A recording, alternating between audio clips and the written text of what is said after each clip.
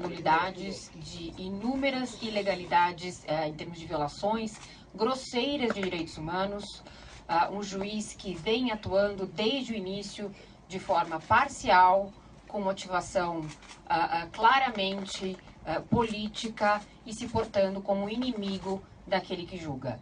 Portanto, este processo, que ao final condenou o ex-presidente por atos indeterminados, por um apartamento que ele nunca foi proprietário e muito menos possuiu, porque nunca dormiu, nunca teve chaves daquele apartamento, por algo que nada, e reconhecido pelo próprio juízo, não havia relação com a Petrobras. Portanto, só por aí você já tem um processo nulo, porque o juízo é absolutamente incompetente para julgá-lo. É importante ressaltar que este processo vem em sede de uma cautelar incidental, aquele processo que o Cristiano já havia mencionado. É um processo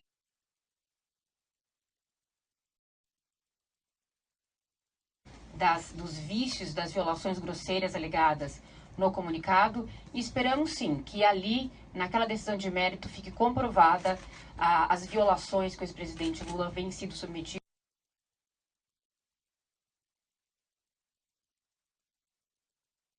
a sua liberdade, indevidamente, arbitrariamente, manchou sua reputação, e hoje foi impedido mais uma arbitrariedade, que era a não concorrência, o fato de ele ser impedido de concorrer.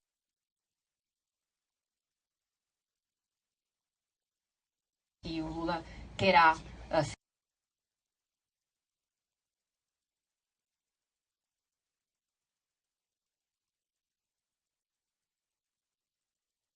Aí acho que é importante. Aí não vai dar aqui, Ele tá pessoal. escondido aqui, ó.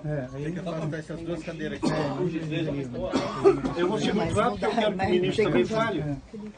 Eu creio que tudo bem aí? Eu creio que é importante dizer primeiro o caráter desse Comitê de Direitos Humanos. No Brasil se confunde tudo. Não é a antiga Comissão de Direitos Humanos, não é o Conselho de Direitos Humanos, é o órgão de tratado. Os tratados de direitos humanos na ONU têm comitês de exame das reclamações dos Estados. Tem o Comitê contra a Tortura, o Comitê Racismo, Violência contra a Mulher, Criança, etc. São 11. O comitê é um desses órgãos de tratado do Pacto Internacional de Direitos Civis e Políticos. São 3 documentos básicos na ONU: a Declaração Universal, que todo mundo conhece, o Pacto Internacional de Direitos Civis e Políticos e o Pacto Internacional de Direitos Econômicos, Sociais e Culturais.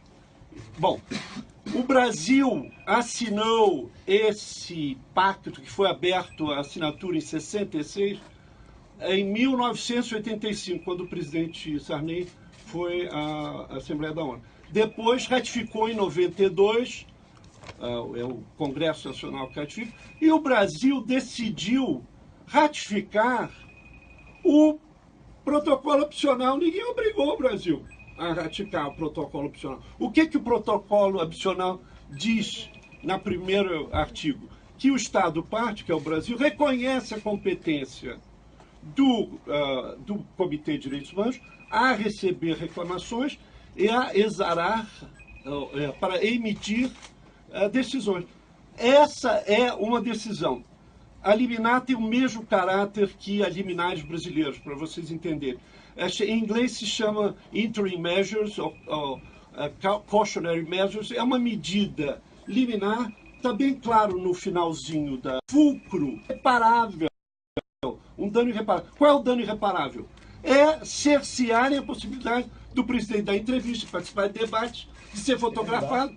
Quer dizer, lembram-se dessa juíza de primeira instância que proibiu, ele não podia receber ninguém. Mas qual é o problema?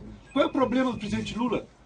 Qual o perigo que ele responde? Então, eu espero que o debate público brasileiro não apequene, não desqualifique essa decisão, porque será de uma estupidez total, porque é uma decisão judicial. como disse o Cristiano, não é uma recomendação, esse pessoal da ONU ficam lá, decidem sobre tudo, não conhecem o Brasil, não sabem da nossa. Nada disso. São 18 experts pro bono, eles não são funcionários da ONU, não recebem salário, e que são eleitos pela Assembleia Geral. Não é um grupinho de amigos que lá reúne, vamos resolver. Não, foram eleitos pela Assembleia Geral. O Brasil podia ter um candidato, não teve.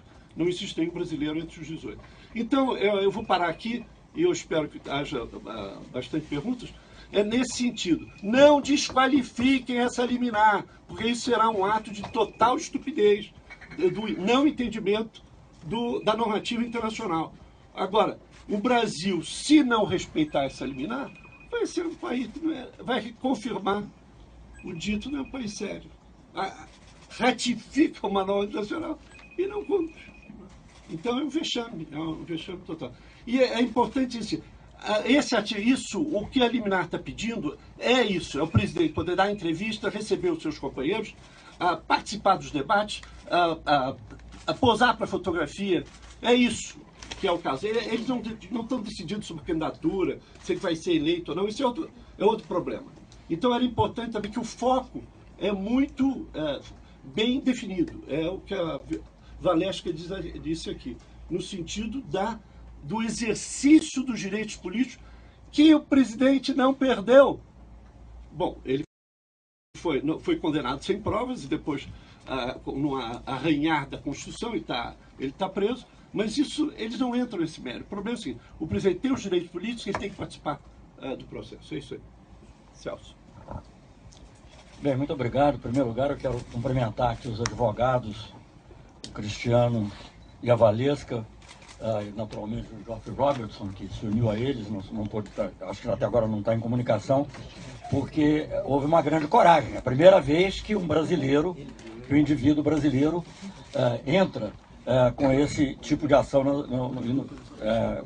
junto ao Comitê de Direitos Humanos da ONU, cuja natureza Paulo Sérgio já explicou. Eu queria mencionar, tá tudo bem aí?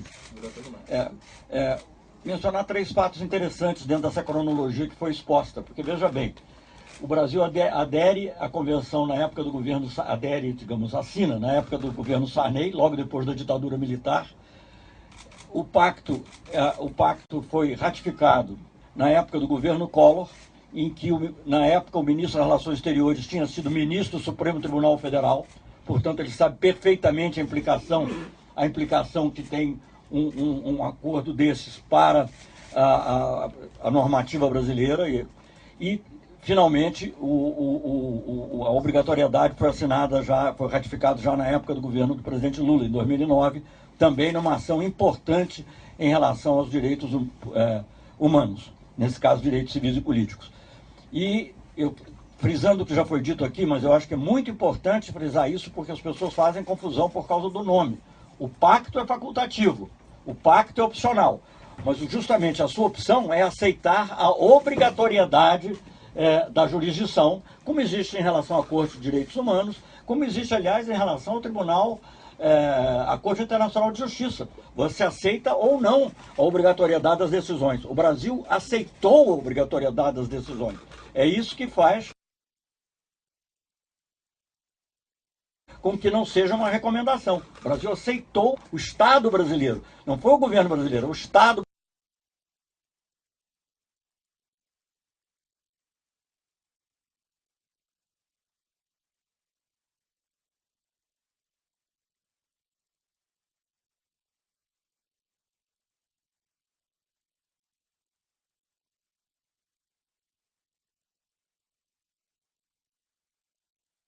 algo ratificado por um decreto legislativo ao Estado brasileiro.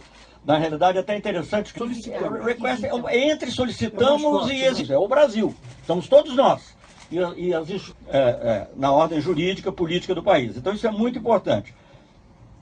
Outro fato que eu acho que seria interessante ressaltar, porque complementando o que o Paulo Sérgio disse, todas essas ações importantíssimas, que são acesso à imprensa, ou acesso a debates, aliás, tem um hoje. Se quiséssemos até ser rigorosos, já hoje a Justiça tinha que assegurar a participação do presidente Lula no debate.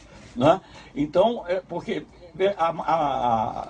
eu estou aqui comigo, não só com a decisão, mas com o press release, né, a informação de imprensa, a nota de imprensa dada pelo Alto Comissariado de Direitos Humanos, que é um outro órgão, mas ele deu tanta importância a isso que divulgou como nota do Alto Comissariado, ressaltando que o comitê é um órgão independente. Mas a palavra, inclusive, é urgent measures, que são medidas urgentes para assegurar justamente que direitos não sejam atingidos de maneira irreparável. Irreversível e irreparável. E aqui diz, né, só para lembrar novamente, para não ter dúvida, quer dizer, não só são coisas adjetivas. O comitê também requer que o Brasil não impeça aqui que a pessoa concorra nas eleições de 2018, nas eleições presidenciais de 2018. Antes que todos os apelos não sejam julgados, todos os recursos não sejam julgados. Então, é uma medida urgente para preservar o direito de uma pessoa que está sendo ameaçada. E é muito interessante também que o comitê tenha falado não apenas o trânsito em julgado, mas o trânsito em julgado justo. Quer dizer, eles estão atentos a esse processo todo também. Ele não entrou no mérito ainda, mas ele está atento ao conjunto. Então, eu acho que nós temos aqui, não há opção para o Brasil. O Brasil tem que cumprir essa decisão. Se o Brasil não cumprir essa decisão, colocando como um páreo internacional. O Pacto Internacional não atendeu. Sistematicamente, eu só me lembro de um governo que fazia isso, que era o governo do Paquistão, na época que ele era governado pelo Talibã. Porque para eles a lei internacional não tinha precedência à lei. Tem um outro país também que eu não vou citar, mas enfim. E o fato é o seguinte, que o Brasil se colocaria como um páreo internacional, como um país à margem que está se recusando a cumprir uma decisão obrigatória de um órgão das Nações Unidas. Eu acho que isso é o essencial. Digamos, eu acho que também, além do excelente trabalho jurídico que foi feito, evidentemente isso não deixa de refletir, porque essas coisas acabam chamando a atenção, pelo menos, das pessoas, para pensarem um pouco esse sentimento da comunidade internacional em relação ao que está se passando ao presidente Lula, representado por inúmeros fatos, entre outros a visita do Prêmio Nobel da Paz ontem ao presidente Lula. Quer dizer, você tem tanto o lado jurídico quanto o lado moral, político, uma indignação. Mas o importante no momento é isso. Isso é uma decisão jurídica, tem que ser cumprida. Parabéns de novo aqui aos nossos advogados. Obrigado. Celso, eu gostaria de complementar isso que você acabou de dizer, lembrando a todos que a Procuradoria-Geral da República já se manifestou perante o Supremo Tribunal Federal sobre a obrigatoriedade das decisões proferidas por um órgão internacional, por uma corte internacional. Na ADPF 320, a Procuradoria-Geral da República disse o seguinte perante o Supremo Tribunal Federal: a República Federativa do Brasil, de maneira soberana e juridicamente válida, submeteu-se, aqui era a Corte Interamericana, submeteu-se à Jurisdição Interamericana de Direitos Humanos, mediante a convergência dos poderes legislativo e executivo. As decisões desta são vinculantes para todos os órgãos e poderes do país. Esta é, como eu disse, uma manifestação da Procuradoria-Geral da República no Supremo Tribunal Federal. E esta manifestação prossegue depois dizendo o seguinte: desse ato, as decisões proferidas pela Corte em face do Estado brasileiro têm força vinculante para todos os poderes e órgãos estatais. O cumprimento das suas sentenças é mandatório, nos termos da obrigação internacional firmada pela República. Diz ainda a Procuradoria-Geral da República: houve, pois, decisão constitucional originária de inserir o Brasil na jurisdição de uma ou mais cortes internacionais de direitos humanos, o que constitui vetor interpretativo de conciliação do direito e da jurisdição internos com o panorama normativo internacional a que o país se submeta, em processo integrativo também previsto nos parágrafos 2º e 4º do artigo 5º da Constituição. Então, isso que nós estamos hoje aqui salientando, o caráter obrigatório das decisões do Comitê de Direitos Humanos da ONU e das cortes internacionais às quais o Brasil aderiu à jurisdição, é algo que já está reconhecido pela Procuradoria-Geral da República perante o Supremo Tribunal Federal. É algo que não precisava de maior discussão. Mas como já vimos uma tentativa de afastar essa importância da decisão através de argumentos equivocados do ponto de vista jurídico, nós fazemos questão aqui de esclarecer para que a imprensa, para que toda a sociedade brasileira possa ter o conhecimento adequado a respeito do caráter vinculante das decisões proferidas pelas cortes internacionais. Só completando aqui o que o Paulo Sérgio disse, veja que o Paulo Sérgio disse, presumindo às vezes um conhecimento que as pessoas não necessariamente órgão. Não, porque alguém pode dizer, não, mas país A ou B também não cumpre as decisões. É diferente. Uma coisa é uma decisão do Conselho de Direitos Humanos, que é um órgão político, que pode votar, e o país A, B ou C, que eu não vou nomear, pode chegar e seguir ou não. Isso é condenável, é uma pena e tal, mas ele não é obrigatório. Isso aqui é diferente. É um órgão jurídico, judicial, cuja jurisdição foi reconhecida pelo Estado brasileiro. Isso é uma coisa muito importante de frisar. Só para terminar, o Brasil já respondeu a esse comunicado, não por uma vez, mas acho que, se não me engano, estou contando aqui, pelo menos 3 vezes se manifestou nesse processo, reconhecendo a legitimidade. Nunca contestou. Exatamente, reconhecendo a legitimidade desse processo e se colocando como réu, sim, neste comunicado. Então, acho importante lembrar que o Estado brasileiro reconhece este comunicado e é parte deste comunicado. O Estado brasileiro foi comunicado nesta manhã e tem e deve cumprir essa determinação daquele comitê. Daqui a quanto tempo vocês estão esperando uma resposta? Como é que é? Na verdade, a resposta, ela não comporta resposta. Já existe uma decisão proferida pelo Comitê de Direitos Humanos da ONU nos termos que eu expus há pouco. O que foi dito é que, até termos essa decisão, o Brasil teve a oportunidade de se manifestar nesse comunicado perante o Comitê de Direitos Humanos da ONU e apresentou pelo menos 3 manifestações nas quais reconhece a legitimidade e a jurisdição do Comitê de Direitos Humanos da ONU. Então, o comunicado é conhecido do Brasil, o Brasil já se manifestou e agora o Brasil tem que cumprir esta decisão liminar, sem prejuízo do julgamento de mérito sobre as violações que foram levadas àquele órgão internacional, que ainda vai ocorrer.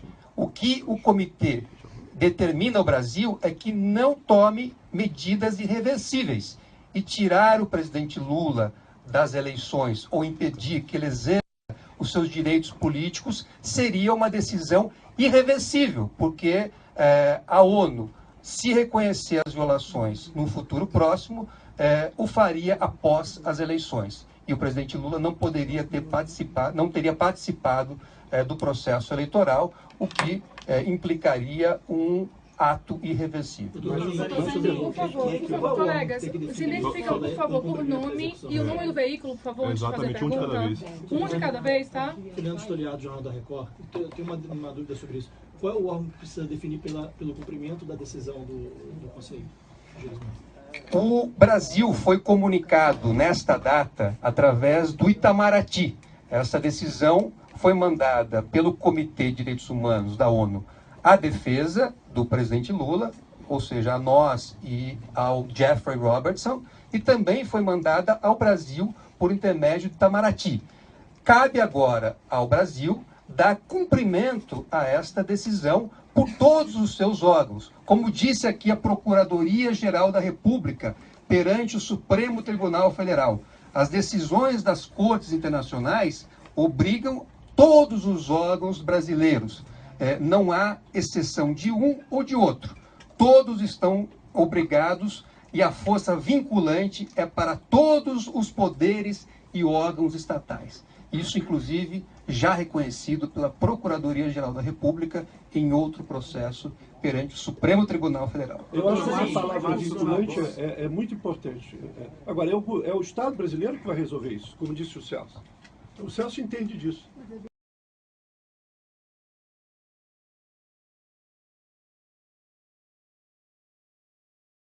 Essas coisas internacionais vão para o Ministério das Relações Exteriores. O Ministério das Relações Exteriores deve ter se comunicado. Todas as autoridades. O Estado brasileiro, quem é o representante do Estado brasileiro? É o governo brasileiro, é o presidente. Não, quer dizer, como disse o Cristiano, isso tudo vincula todos. Quer dizer, todos os juízes de várias instâncias, o TSE, o Supremo Tribunal Federal, o que quiserem. Mas o fato, pela experiência que o Celso tem, é que o Itamaraty recebe e aí o ministro conversa com outros coleguinhas, com o presidente da República. E aí toma com o presidente do Supremo. Ou quer conversar com o Só lembrando também que a própria Lava Jato também respondeu, na primeira resposta do Brasil ao nosso comunicado individual, a partir do item 89, o Brasil fala que quem respondeu a este comunicado foi a Lava Jato, os procuradores da Lava Jato e o próprio juiz Sérgio Moro, reconhecendo e tomando parte neste processo. Doutor, dá licença. Porque eu acho que a sua pergunta, desculpe muito, ela não tem muito cabimento. Porque, na realidade, isso aqui é uma recomendação ao Brasil. O que você está perguntando? Porque ele foi internalizado, virou lei no Brasil. O que você está perguntando é quem tem que zelar pelo cumprimento das leis no Brasil. Então, a pergunta para mim é tão óbvia que ela dispensa a resposta. Mas eu queria completar aqui dizendo o seguinte. Tá bom, eu queria completar aqui dizendo o seguinte. Para resumir, né, porque as pessoas gostam muito de ver os jornais internacionais e tal. Estou aqui com o New York Times, né, não é nenhum jornal de nenhum país de esquerda, nada disso assim. Brazil's Lula should have political rights. UN Human Rights Committee. Brasil, abreviadamente, né, que é o Brasil, o Lula do Brasil deve ter direitos políticos. Diz não está escrito, tá, são 2 pontos. O Comitê de Direitos Humanos da ONU. E só ler o primeiro parágrafo. O Comitê de Direitos Humanos da ONU, um painel de peritos independentes, como foi dito aqui pelo Paulo Sérgio, disse que ele requereu que o governo brasileiro permita ao presidente Lula, que está na prisão, exercer os seus direitos políticos como candidato a presidente. É muito simples. O Itamaraty acabou de divulgar uma manifestação dizendo que as conclusões do Comitê de Direitos Humanos da ONU sobre a candidatura de Lula, entre aspas, tem caráter de recomendação e não possuem efeito juridicamente vinculante. Eu acho que é um entendimento absolutamente crasso, porque na verdade não é. Quer dizer, eu temo que alguém do antigo ministério do Celso não saiba que existe um decreto legislativo. Não é? Isso tudo que o Cristiano falou em termos do cumprimento das decisões pelos tribunais internacionais. Então, realmente, essa nota é bastante constrangedora. Mostra que o nível chegou e estava na. Doutor, dá licença. Mais uma vez eu reforço, Márcio o nome da pessoa e o veículo, quando for fazer a pergunta. Márcio do Jornal da Band, doutor, eu quero entender o seguinte. Nós temos uma lei penal aqui no Brasil e temos a lei da ficha limpa, certo? Nesse momento, pelo que eu entendo, o ex-presidente Lula, ele está dentro da lei da ficha limpa. Por isso que agora começa o processo no TSE com os prazos devidos em relação à impugnação ou não da candidatura dele. O que eu quero entender é o seguinte, essa decisão do Comitê da ONU, ela sobrepõe a soberania dessa lei interna brasileira que tem a ficha limpa, ou seja, nós não temos uma lei para isso, ele não está enquadrado na lei de ficha limpa. E como é que vocês vão agir em relação a esses prazos? Vocês vão esperar todos os prazos, o final de todos os prazos para defender a candidatura do ex-presidente? Você vai esperar até o último minuto? O último minuto pode causar até impugnação da chapa. Eu queria entender esse emaranhado agora de estratégia, inclusive eu sei que sobre muita coisa você não vai poder falar, mas está um embrólio, né? Nesse momento a gente vive um embrólio. Eu tenho, eu respeito as suas colocações, mas eu tenho muita clareza vendo o direito brasileiro sobre a obrigatoriedade da decisão proferida pelo Comitê de Direitos Humanos da ONU, que é uma decisão proferida por um órgão reconhecido pelo Brasil por meio do Decreto Legislativo 311 de 2009. Quando, em 2009, o Brasil subscreveu o pacto opcional, o protocolo opcional, o Brasil se obrigou a cumprir as decisões da Corte do Comitê de Direitos Humanos da ONU. Então, não se trata aqui de uma mera recomendação. É preciso levar ao Itamaraty, ou quem subscreveu a nota, a esse decreto legislativo e levar também os pronunciamentos anteriores da Procuradoria-Geral da República e da doutrina internacional. Mas sobrepõe as nossas leis? Então, vou chegar lá. Então, o que eu ia dizer é que o Supremo Tribunal Federal já reconheceu que os tratados internacionais estão acima da lei. Isso são decisões reiteradas do Supremo Tribunal Federal. Sobretudo, os tratados que versam direitos humanos. Então, se nós temos um tratado internacional que o Brasil subscreveu, se o Brasil reconheceu a jurisdição de uma corte internacional para julgar violações a esse tratado, a partir do momento que esta corte internacional profere uma decisão, o Brasil tem que respeitá-la e cumpri-la porque ela tem efeitos vinculantes sobre todos os órgãos e sobre todos os poderes do Brasil. O processo do presidente Lula é um processo marcado por claras violações a garantias fundamentais, é um processo marcado por nulidades flagrantes, um processo marcado pela falta de imparcialidade na condução e no julgamento, é um processo marcado pela ilegalidade das condenações que foram impostas a ele pelo juiz de primeiro grau e, posteriormente, pelo Tribunal Regional Federal da 4ª Região. Todos esses aspectos são do conhecimento do Comitê de Direitos Humanos da ONU. Desde 2016, como eu disse aqui, desde julho de 2016, o Comitê de Direitos Humanos da ONU recebe, por nosso intermédio, informações a respeito de todos os atos, de todas as violações que estão sendo cometidas contra o ex-presidente Lula aqui no Brasil. Então nós levamos, desde aqueles atos iniciais na fase de investigação, a indevida condução coercitiva, a interceptação indevida dos seus ramais telefônicos, o levantamento do sigilo das conversas do presidente Lula, inclusive conversas com os seus advogados, do monitoramento da estratégia de defesa dos seus advogados. Posteriormente, levamos a sentença proferida em primeira instância. Levamos aquilo que o Tribunal Regional Federal da 4ª Região decidiu em relação ao presidente Lula. E, mais recentemente, também atualizamos o comitê sobre fatos que chamaram a atenção não só do Brasil, como de todo mundo. Um dos fatos narrados no pedido feito no mês de julho para que houvesse essa decisão hoje foi aquela sequência de decisões no dia 8 de julho, quando o presidente Lula teve um alvará de soltura expedido em seu favor e um juiz que estava em férias e depois um desembargador impediu, inclusive por ligações telefônicas, que essa ordem de soltura fosse cumprida. Então, todo esse todos esses fatos que nós conhecemos foram levados ao Comitê de Direitos Humanos da ONU.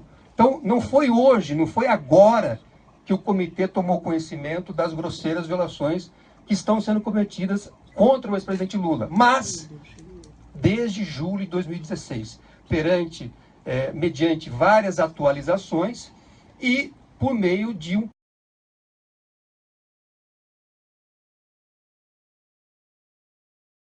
pedido feito no mês de julho, quando nós levamos todos os fatos. Só uma nota de rodapé para ele, que é o seguinte, é preciso lembrar o foco dessa liminar, não tem nada a ver com ficha limpa. O caso são a ameaça de um dano irreparável do não exercício dos direitos políticos. O comitê não está entrando em tudo isso. Porque não há nenhum conflito, na verdade, porque o artigo 25 fala que nenhum indivíduo pode ter seus direitos políticos cassados sem que haja um processo justo. Então não há nenhum conflito com o dispositivo constitucional brasileiro, com a lei da ficha limpa. Então o que há o reconhecimento é de que falta um julgamento justo e pela irreparabilidade dos danos aos direitos do ex-presidente Lula, há sim essa liminar, ela é vinculante porque não teve um processo justo que antecedesse qualquer tipo de violação, qualquer tipo de cassação.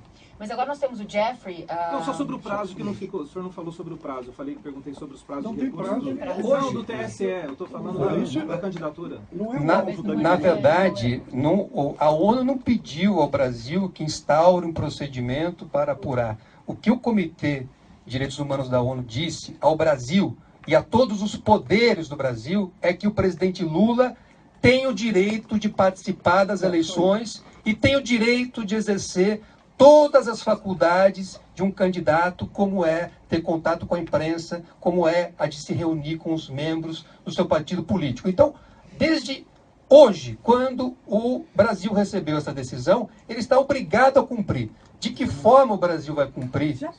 Isto não cabe a nós aqui discutirmos. O fato é que o presidente Lula tem que estar nas eleições, tem que participar das eleições, senão o Brasil estará descumprindo uma decisão proferida por uma corte internacional cuja jurisdição foi reconhecida, obrigatória, foi reconhecida em 2009. O Brasil tem que cumprir essa decisão, porque, do contrário, se houver eleições no país sem a presença do presidente Lula e desrespeitando uma decisão obrigatória da ONU, essas eleições serão questionadas internacionalmente. Mas na prática ele continua preso, podendo fazer campanha? Só uma última coisa. É o seguinte, o Brasil tem duas opções. O Brasil está falando em conjunto, são todos os poderes. O Brasil tem uma obrigação, a qual ele acedeu voluntariamente. O pacto era voluntário, você não precisava ter assinado. Assinou. Entrou, foi ratificado e foi aprovado por um decreto legislativo, que ele passou por todo o processo. Não foi uma coisa assim, não é uma resolução da ONU, uma coisa assim. E, portanto, ele é lei nacional. Não se coloca esse problema da lei soberana contra isso, é uma lei nacional. Um decreto aprovado, um tratado internacional. Você pode ter uma opção, que na história isso foi usado nos anos 30, não vou dizer por quem, dizer tratados rasgam-se. Então você pode ter essa opção. Então o problema que se coloca não é quem vai bater o martelo está batido. Você pode dizer só quem vai bater o martelo para descumprir. Isso eu não sei se vai ter, espero que não haja. A liminar implica a soltura do... Só um minutinho. Nós estamos aqui com o Jeffrey Robertson através do link, e o Jeffrey é um dos maiores especialistas no mundo em direitos humanos e participa conosco desse processo perante o Comitê de Direitos Humanos da ONU desde 2016, desde o início do processo. Também formulou conosco esse pedido de liminar em julho e poderá também trazer alguns esclarecimentos, poderá aqui também nos ajudar a entender essa decisão e dar a sua visão de uma pessoa que conhece o direito internacional e, como eu disse, é um dos maiores especialistas no mundo sobre o assunto. Hi, Jeff, do you want to come in now? Yes. Hello, can you hear me? Yes. Yes. Oh, No. a great day for democracy. This is a very important decision. It's very rare that the Human Rights Committee of the United Nations issues an interim order, interim meaning before the case is finalized, but it usually does so only when someone's about to be tortured or executed. But it's decided that Lula has been placed in a position which is intolerable in a democracy,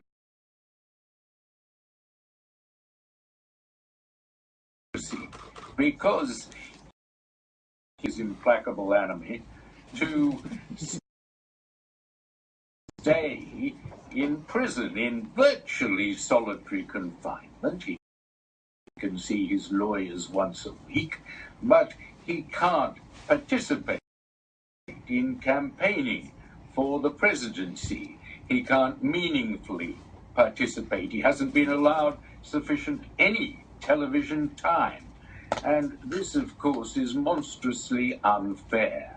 And under Article 25 of the International Covenant on Civil and Political Rights, a covenant that Brazil has ratified, a covenant that under Section 5 of its constitution it is obliged to follow, it has denied him his right as an individual citizen of standing for election.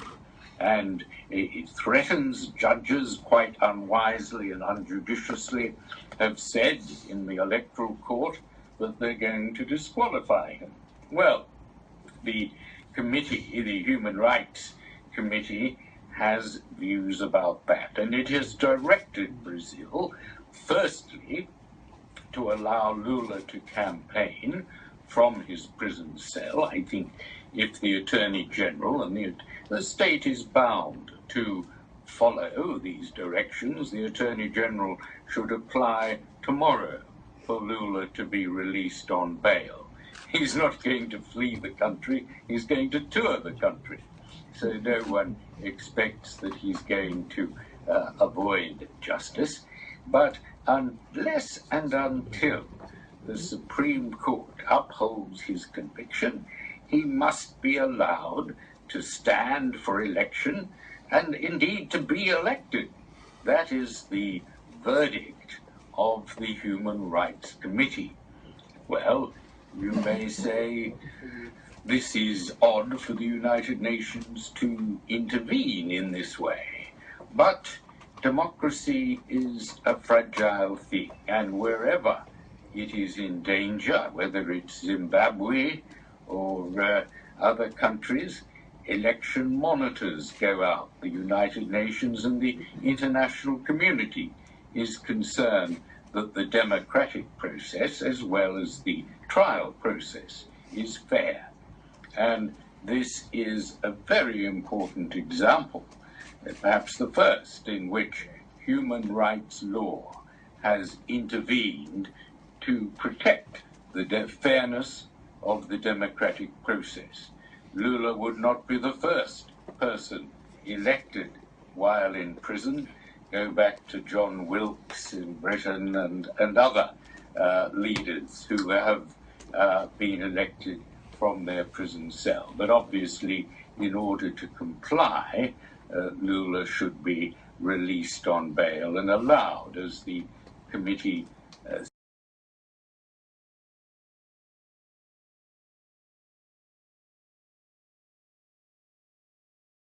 thinks he's entitled to campaign fair position in fairness, and he should not be disqualified. That is the real message to the judges who've been rather shooting off their mouths, saying that he would be disqualified.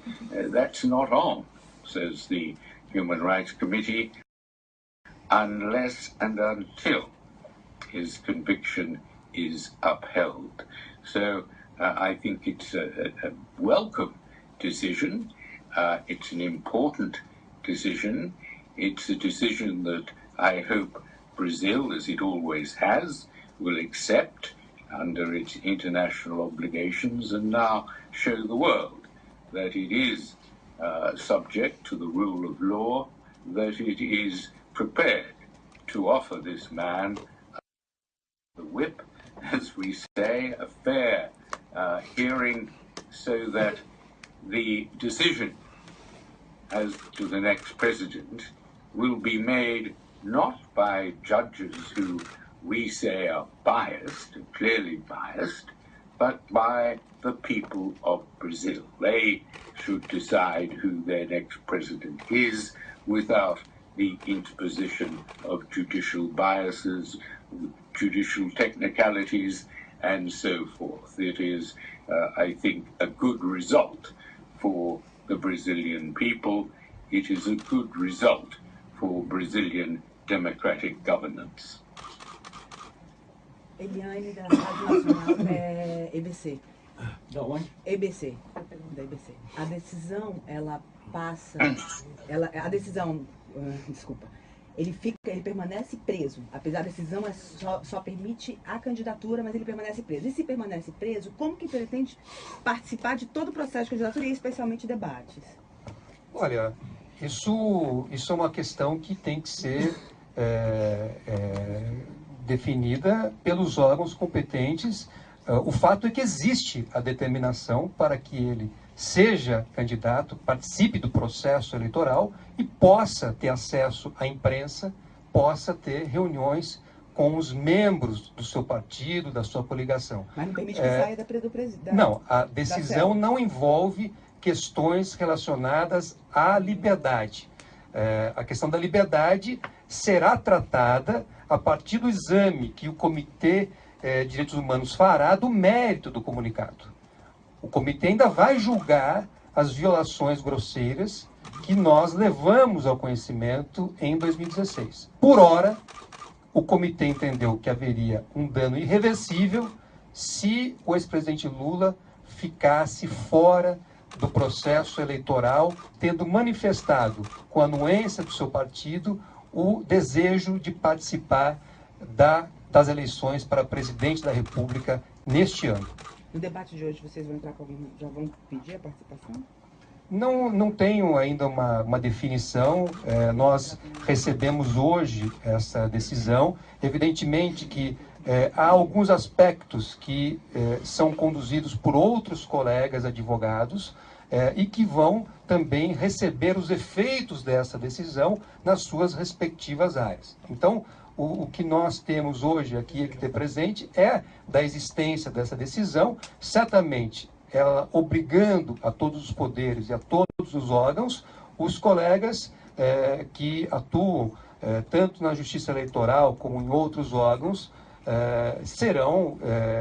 levarão ao conhecimento também desses órgãos, sem prejuízo deles já terem recebido, certamente, pelos canais adequados a partir do momento em que o Brasil foi notificado. Vou fazer um comentário aqui, me permita aqui fazer um comentário.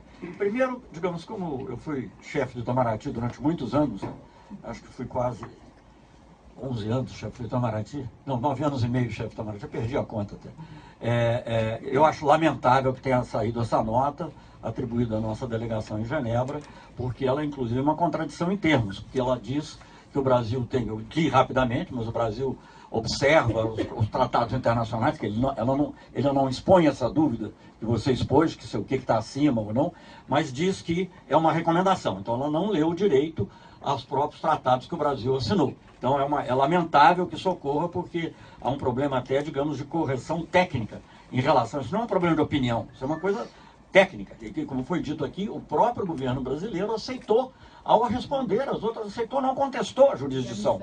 Por isso que ele respondeu até hoje as contestações anteriores. Então eu acho que é isso. Eu queria dizer o seguinte, embora, obviamente, essa decisão não diga respeito à liberação diretamente, mas ela diz, e agora estou lendo o texto em francês, porque também saiu no Le Monde, para quem preferir ler em francês em vez de inglês. Então diz assim, numa declaração curta, o comitê demanda, ele exige, do governo ao Brasil tomar todas as medidas necessárias em linguagem diplomática é muito forte, Tomar todas as medidas necessárias para permitir a Lula exercer seus direitos políticos desde sua prisão como candidato à eleição presidencial. Ora, se ele tomar todas as medidas necessárias, implica ele sair para participar do debate, implica ele poder participar de um ato público, e evidentemente, pode talvez não ser uma liberdade plena ainda, isso depende de outros julgamentos, mas sim, ele tem que estar habilitado a participar dessas atividades. Eu acho que isso é muito importante, e isso está contido mais ou menos no que também disse Geoffrey Roberts. Doutor Zanin, Denise da Rádio CBN, essa nota do Itamaraty diz exatamente que é uma recomendação e que a decisão vai ser encaminhada para o Judiciário. Era esse o caminho que se pensava o Judiciário decidir sobre essa determinação? E eu queria entender, na prática, ele participar dos debates. Eu sei que o ministro já falou que seria ele ir aos debates, mas assim, o acesso aos jornalistas, seriam os jornalistas ter acesso em Curitiba ao ex-presidente? Como é que funcionaria isso na prática? Olha, essa questão logística é algo que precisa ser definido. Agora, como bem observou o embaixador Celso Amorim, quando o Comitê de Direitos Humanos da ONU determina ao Brasil que tome todas as providências, isso evidentemente está incluído em estabelecer essa logística, em estabelecer as providências necessárias para dar-se cumprimento a essa decisão. Eu aproveito a oportunidade para lembrar que esta não é a primeira decisão que a ONU emite para o Brasil. No dia 22 de maio, a ONU, o Comitê de Direitos Humanos da ONU, já havia emitido uma decisão na qual ele dizia ao Brasil, isso foi mandado para o Brasil também, sem prejuízo da decisão acima mencionada, o comitê relembrou ao Estado parte, ou seja, ao Brasil, que é incompatível com as obrigações do protocolo facultativo de um Estado parte realizar qualquer ação que impeça ou frustre a apreciação de um comunicado pelo comitê alegando violação do tratado, ou afirme que a expressão dos entendimentos do comitê é frívola e fútil. Então, nesta decisão de maio, o comitê já alertava o Brasil de que não seria possível tomar nenhuma decisão que pudesse colocar em risco o comunicado que foi feito em julho de 2016. E dizia o Brasil, não emita nenhum pronunciamento que possa dar a impressão de que a atuação do comitê é frívola ou fútil. E hoje veio essa determinação expressa para que o Brasil tome todas as medidas cabíveis para assegurar que o ex-presidente Lula possa participar das eleições presidenciais e possa exercer os direitos inerentes a essa condição. Então, nós não temos aqui como fazer um detalhamento, como estabelecer uma logística. O que nós temos aqui hoje é que deixar claro que existe uma determinação vinculante ao Estado brasileiro, a todas as autoridades brasileiras e a todos os poderes do Brasil que devem cumprir esta determinação. Mas faz sentido passar pelo judiciário essa determinação? Todos têm que seguir. Não só o presidente da República tem que seguir, o presidente do Supremo Tribunal tem que seguir, o presidente do Superior Tribunal de Justiça tem que decidir, assim como todos os juízes e outras autoridades que estejam, de alguma forma, envolvidas em relação ao caso do presidente Lula, especialmente em relação ao direito dele participar das eleições e ao direito dele poder participar do processo eleitoral mediante contato com a imprensa, mediante reuniões políticas, dentre outras coisas. Que não dá para começar a discutir o verbo, se requer, se pede, se é obrigatório. É que atrás disso, e essa nota é lamentável, o ministro disse, então eu vou na direção dele, essa nota é lamentável porque desconhece a ratificação. É um tratado obrigatório. É um tratado, houve decreto legislativo, é um tratado. Então, isso é um sofisma, ficar discutindo se é recomendação ou não. Não é recomendação. O Brasil se submeteu. Esse governo que está aí podia ter denunciado. Por que esse governo não denunciou essa ratificação? Podia ter saído. Eles esqueceram. Então agora tem que cumprir. Doutor Paulo Sérgio, Thiago do Globo, eu queria perguntar se na votação do ano que vem eles julgarem que foram feitas medidas irreversíveis e que tiveram, na hipótese deles não cumprirem, como você imagina que o comitê poderia reagir? Olha, nem que eu tivesse com a minha bola de cristal aqui, daria. Se você ler o texto da liminar, eles dizem que essa liminar não se vincula ao que eles vão decidir sobre tudo que o Cristiano e a Valesca disseram. Isso vai ser uma outra questão. Hoje a questão é essa liminar. É querer enrolar, embolar tudo, misturar essa liminar com todos os acidentes do processo. Hoje o que está sendo afirmado é que não pode ocorrer um dano irreparável aos direitos políticos do presidente Lula. Então esse negócio, se vai sair da cela, se não vai, isso é um problema logístico. Vídeo, vai lá, faz conferência de imprensa. Lembrando apenas que quando, desculpe que se eu estou errado, mas quando o presidente Lula foi testemunha em um processo, ele saiu, né? Foi falar, botou um terninho e tudo, e foi então isso não é problema, gente. Não vamos criar problema onde não existe, além dos que... Agora, o Itamaraty manda para o judiciário, não é para o judiciário decidir, veja bem, é para fazer cumprir, porque quem faz cumprir é o judiciário. Agora, a decisão já está tomada. Qualquer outra ação que o Brasil tome, isso é que eu quero dizer, agora eu digo como ex-ministro das Relações Exteriores, dos quais fui 9 anos e meio, fui...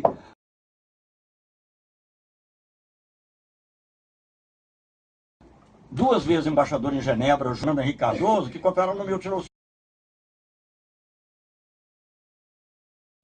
Senão não podia ter me deixado lá. O Brasil tem duas opções: cumprir ou se colocar como um pária internacional. O que significa ser um pária internacional? O que significa ser um pária internacional? Em acordos, olha, significa que... aí você está querendo já especular mais à frente. Um pária internacional, claro que o Brasil é um pária internacional grande, né? Então as pessoas que têm esse negócio, algumas podem até ficar. Mas progressivamente a voz do Brasil não será ouvida, progressivamente o Brasil não será chamado a participar de reuniões, progressivamente o Brasil vai ter dificuldade de levar suas iniciativas adiante, em qualquer assunto político, econômico, comercial, que for um pária internacional. É um país que está à margem da lei internacional. Veja bem, o próprio presidente dos Estados Unidos, que eu estou fazendo uma coisa porque a própria imprensa fala, CNN, vocês reproduzem. O presidente dos Estados Unidos, quando ele quis descumprir um tratado, para retomar o ponto, que é o tratado da mudança do clima, ele denunciou o tratado, e só vale daqui a 3 anos, porque tem um prazo de denúncia também. Então, você não pode descumprir um tratado que está em vigor, não há como. Quer dizer, se você fizer isso, você está negando, não é aquele tratado só, você está negando o princípio básico, me desculpe aqui, do direito internacional, pacta sunt servanda. Os pactos têm que ser cumpridos. Sem isso é a lei da selva. O Brasil está propondo, como propunha o Talibã, a lei da selva. Não, quer dizer, a lei, cada um por si, não tem direito internacional. Quer dizer, não é só a negação desse ato, é a negação do direito internacional. Mais algum veículo, alguma outra pergunta? Outra pergunta. Mais algum outro veículo queria perguntar? Então a gente vai encerrar. A gente só fez uma pergunta aqui que eu fiquei na dúvida. Existe uma sanção oficial que o Brasil pode sofrer da ONU com relação, se não cumprir essa determinação? Vamos ser juridicamente. Deu, pessoal. Nós efetivamente esperamos que o Brasil, através de todos os seus poderes, observem e cumpram a decisão do Comitê de Direitos Humanos da ONU. Nós não vamos especular aqui com qualquer outra situação. Nós esperamos o cumprimento. Doutor, como é que o senhor vê o fato da PGR ter entrado com o pedido de impugnação da candidatura do presidente Lula, antes mesmo do prazo inicial? Muito obrigado. Esse é outro tema, inclusive está sendo tratado por outros colegas, então eu pediria que essa demanda fosse levada aos colegas que estão tratando do assunto do Tribunal Superior Eleitoral.